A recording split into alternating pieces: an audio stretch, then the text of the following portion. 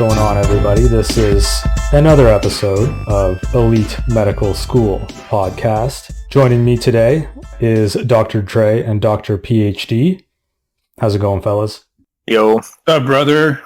I'm just out here, man. Just doing my best. How you been? I've been doing good. I microdosed today. I did my weekly microdose session. I told you need to take your prescribed dose of Seroquel. 25 milligrams is not going to keep your psychosis at bay.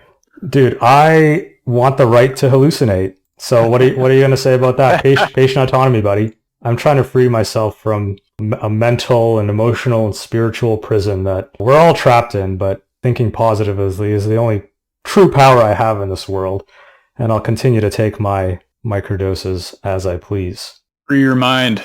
Speaking of minds and microdosing, we were hoping to chat a little bit about stroke with an emphasis on ischemic stroke today. So Dr. Q, you had mentioned suffering a vasospastic ischemic stroke from some of the cocaine that you were abusing. Why don't we start with that as a little bit of a sort of patient vignette? So you have a gentleman, he's 65 years old. He's a vasculopath. He is obese, has a history of coronary artery disease, poorly adherent to medication, rarely sees his GP. He comes into your urgent care with hemiparalysis and decreased level of consciousness.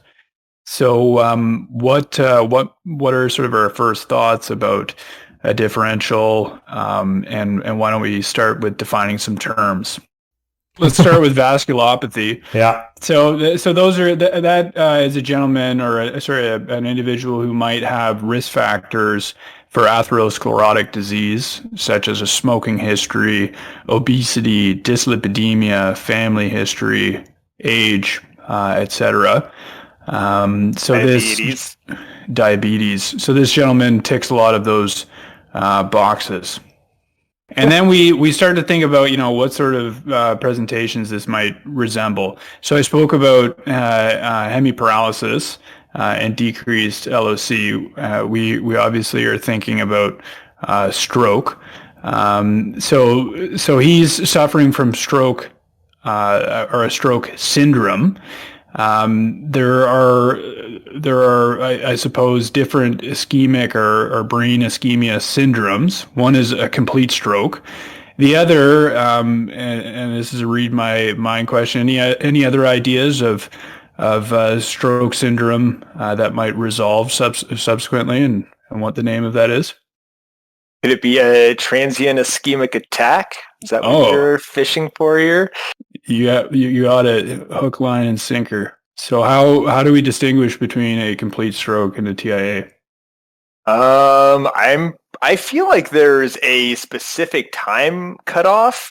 Obviously, the TIA resolves, or the patient goes back to baseline after a little bit of time, whereas a stroke is more of a permanent kind of thing. But I forget what the exact time is. It's 24 hours by definition, and there needs to be a complete return to neurologic baseline. So those are the two criteria. And then I suppose additionally, no evidence of acute infarct on neuroimaging. So that's how you distinguish between TIAs and completed stroke. I would comment that TIAs are super common. So it's obviously anxiety provoking when you see someone coming in with focal neurologic symptoms, but it doesn't, necessarily mean permanent disability. And sometimes you'll even see these people, in sort of ambulatory care, like your GP clinic with said symptoms. And then I guess, for completeness there could be a third entity, which is a progressing stroke. So that is, this person's in our healthcare setting has been waiting in the emerge, or let's say urgent care, this 65-year-old gentleman, for 7 hours.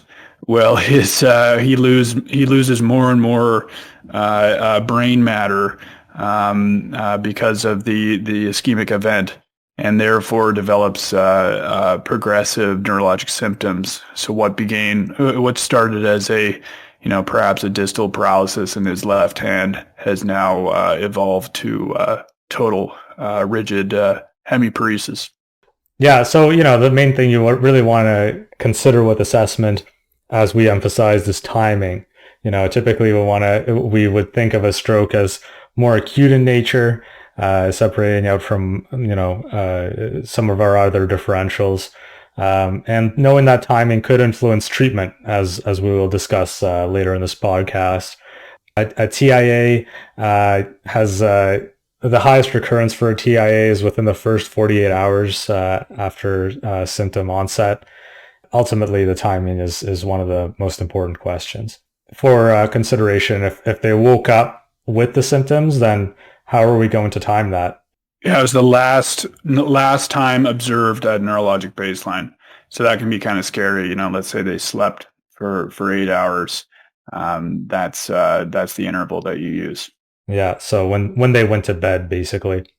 Yeah. So as we said, the typical stroke presentation, we're thinking unilateral onset, most likely, weakness or numbness in the face or arm or leg or all three. We want to consider things like aphasia and dysarthria, as they're quite common. And then we also have things like difficulty with coordination and balance. We want to think of the eyes, vision loss and diplopia, vertigo, and not uncommon is nausea and vomiting as well. And syncope would also be more rare. And just to round things out with the differential, think of the eyes, always think of the eyes. The eyes are the doorway into the brain. Ask them about any visual distortion or flashing lights, as well, as that could certainly indicate something like a seizure or a migraine. So we were talking about signs and symptoms. Anything to add there, Dr. PhD, or any sort of pearls you want to highlight in terms of presenting signs and symptoms? No, I think Dr. Q pretty much hit it on the nail on the head there. Big thing you're looking for. Sorry, go ahead. Nah, just big things you're looking for are any kind of weakness, sensory loss, visual field cuts, those kind of things. Things you would normally pick up on your full neurological exam.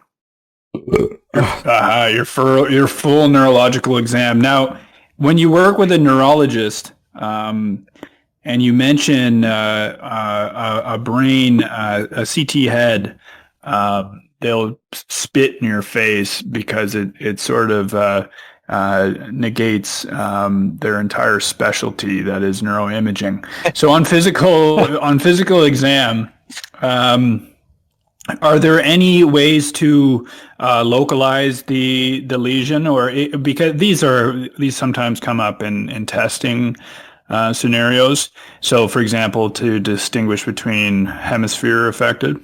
Yeah. So first thing you're probably wanting to do is like the NIH stroke scale. If your institution is into that, I think most are into it nowadays.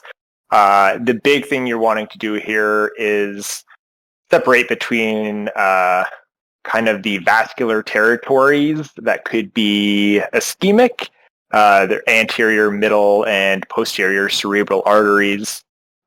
Big things here is with the anterior cerebral artery, you're going to get more of a contralateral, or the opposite side, leg paresis, as well as some sensory loss, maybe some cognitive deficits, but the main thing is the leg more so than arm. Whereas with the middle cerebral artery, those are the ones you typically see, or most people know as having strokes, where you get a dense contralateral weakness and sensory loss, usually in the face and arm, more so than the leg. And the big thing there to differentiate between the sides is the left side will result in right-sided weakness, as well as aphasia, or difficulty speaking. And then the right side, you'll usually end up with neglect.